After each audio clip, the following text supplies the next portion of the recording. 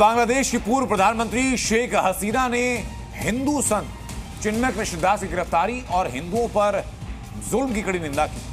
शेख हसीना का एक ऑडियो भी सामने आया जिसमें शेख हसीना बता रहे हैं कि बांग्लादेश अब हत्यारों का देश हो चुका है, पूरी दुनिया में बांग्लादेश का नाम खराब हो रहा है।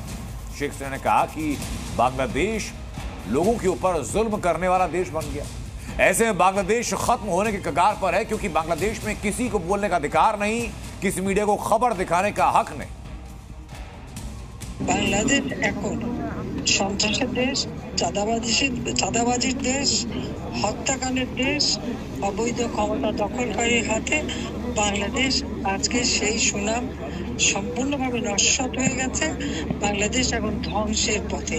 সারা বাংলাদেশ এখন চলছে, জেলা উপজেলা ইউনিয়ন পর্যন্ত মামলা দিয়ে হয়রানি করা হবে অথবা আগুন দিয়ে পুড়িয়ে দেওয়া হবে। এই দুটি কাজই তারা করতে পারে। বাংলাদেশে কারো কথা বলার অধিকার নাই, কোনো সংবাদপত্র অথবা টেলিভিশন কেউ কোনো নিউজ দিতে পারবে না। চরম মানবাধিকার লঙ্ঘনের মধ্যে দিয়ে বাংলাদেশটা চলছে। এই ধরনের একটা অন্ধকার যুগের দিকে আমাদের দেশটাকে ঠেলে দিচ্ছে, দেশের মানুষকে ঠেলে দিচ্ছে।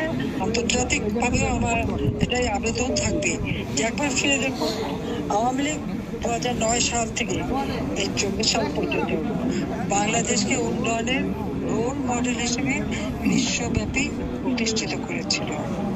বাংলাদেশ ছিল বিশ্বের কাছে উন্নয়নের বিস্ময়।